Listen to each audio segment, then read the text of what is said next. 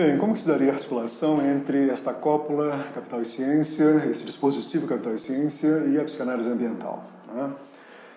Bem, Lacan, é uma passagem em Lacan em que ele fala o seguinte: a fantasia é a sustentação do desejo, portanto da falta. Né? Não é o objeto que é a sustentação do desejo. Né? Bem, vejam, a fantasia como sustentação do desejo, portanto da falta, né? Ela está cada vez menos presente em nosso cotidiano.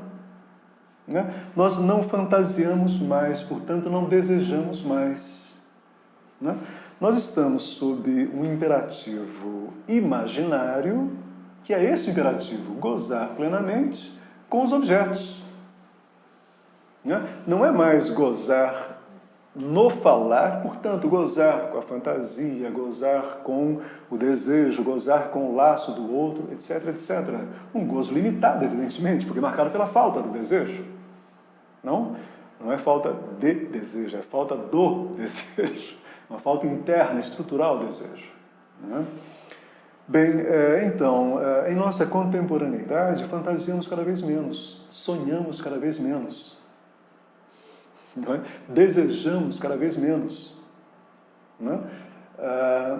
Por quê? Porque, novamente, esse outro, constituído pela hegemonia do capital e a ciência, nos oferta cotidianamente uma infinidade de objetos, aquilo que o Lacan chama de gadgets, né? Esses objetinhos tecnológicos descartáveis, né? Que nos prometem um gozo com eles. Não percebem isso, quer dizer? Não?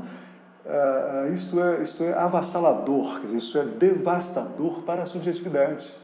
Se eu faço uma troca, se eu troco a minha fantasia, né? Portanto, o meu desejo, etc., não? Se eu troco a minha fantasia por esses objetos, não? Descartáveis, né? Eu me troco. É como se eu pudesse me trocar. Né? É como se eu pudesse sair de mim a subjetividade, não? E ser um sujeito, não mais um sujeito marcado por essa falta, marcado por essa fantasia, marcado por esse inconsciente, nos termos do Freud, marcado por isso que eu não sei, não? Marcado por isso que me ultrapassa, né? E que eu não sei de onde veio e para onde me leva. Não é? Portanto, eu faço uma troca, não é, dos meus limites estruturais por algo que seria ilimitado, por aquilo que um psicanalista francês chamado Jean-Pierre Lebrun chama de um mundo sem limite. Não é? Agora, quer dizer, nesse mundo sem limite, novamente, o que me é ofertado é uma plenitude gozosa, não é? Onde eu sairia de minha fantasia e me entregaria a um ato gozoso com esses objetos, prescindindo da presença do outro. Prescindindo, supostamente, não é? De todos os problemas que a relação com o outro me traz. Mas, veja, são esses problemas que dão sentido à vida. Não? Imagine uma vida sem problemas, uma vida sem sintomas, uma vida sem fantasia, uma vida sem sonho, uma vida... Bem, essa vida, ou pelo menos essa vida, entre aspas, ela está cada vez mais acontecendo, não é? Não? São os sujeitos cada vez mais tornando-se, eu estou usando a expressão não em termos clínicos, mas em termos, digamos, em termos gerais, quer dizer, sujeitos cada vez mais autistas, não é? Desarticulados da relação com o outro e tentando a todo custo gozar, né, plenamente com os objetos que o capital e a ciência lhe ofertam cotidianamente. Né? A psicanálise ambiental, novamente, ela vai entrar, ela incide exatamente nesse ponto aí. Né? É preciso vir a público e dizer, olha, atenção, né?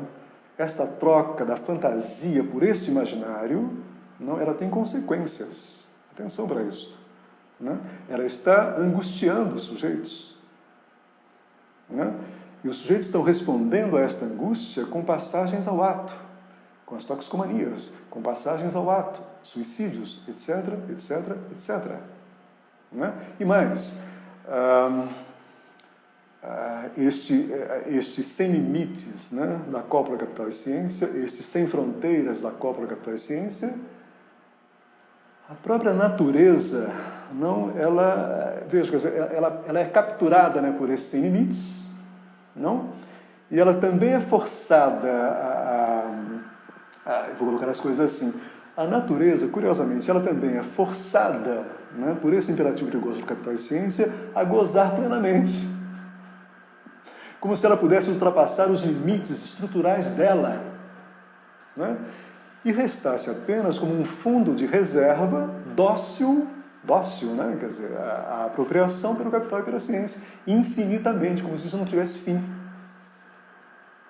Percebem? Quer dizer, há um imperativo de gozo em que se aplica aos sujeitos e à natureza. Não é?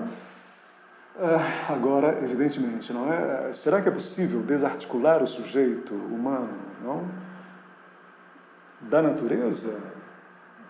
Isto é, será que não há um laço estrutural entre a finitude, a nossa finitude, e a finitude da natureza?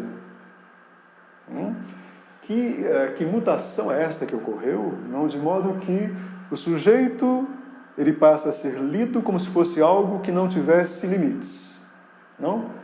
Goze plenamente. A natureza também é algo que passa a ser lido como um fundo de reserva, não é? Ilimitadamente apropriável pelo capital e pela ciência. Nós, sujeitos falantes, respondemos com angústia, né? Nos angustiamos. A natureza responde como? Não é? Não, como que ela responde? Né? Nós estamos colhendo, cada vez mais angustiados também, com as respostas da natureza à apropriação que o capital e a ciência fazem dela. Não?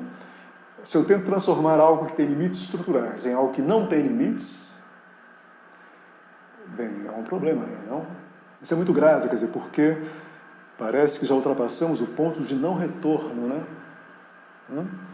Eu tenho a impressão que não temos mais condições, não teremos mais condições técnicas, tecnológicas, para reequilibrar, não é, a natureza. E a minha questão é, será que temos condições? Talvez a psicanálise ambiental entre aí agora nesse laço, não é? Será que temos condições de reequilibrar, né, o sujeito? De modo que ele possa recuperar, retomar, né, o gozo dele com o laço, né, com o outro, não? E, portanto, com a finitude, com a fantasia, com os sonhos, com etc, etc, etc. Não é? Talvez pudéssemos concluir com isto, né? É preciso garantir a sustentabilidade do sonho, né? O Lacan, ele traduz uma passagem do Freud muito interessante, quando Freud diz em alemão, wo es war, soll ich werden, né? Isto é, lá onde era o inconsciente, o eu deve advir, né? O Lacan traduz assim, lá onde o sonho era, o sujeito deve reconhecer a sua casa. Olha que interessante, né? O que há de grave nisso tudo é que nós estamos sendo levados a não sonhar mais. E sonhar, atenção, hein? E sonhar. Freud é genial nesse ponto, não? Aliás, em vários outros pontos também, não é? Sonhar, não é? Evidentemente, tem uma função biológica, que é possibilitar o sono, né? Mas sonhar é manter-se na infância. Não é? A sustentabilidade que a psicanálise ambiental proporia seria a sustentabilidade, em última instância, da infância. Não do infantil, não do infantiloide, não é isso que Freud fala, não é isso que nós falamos, né?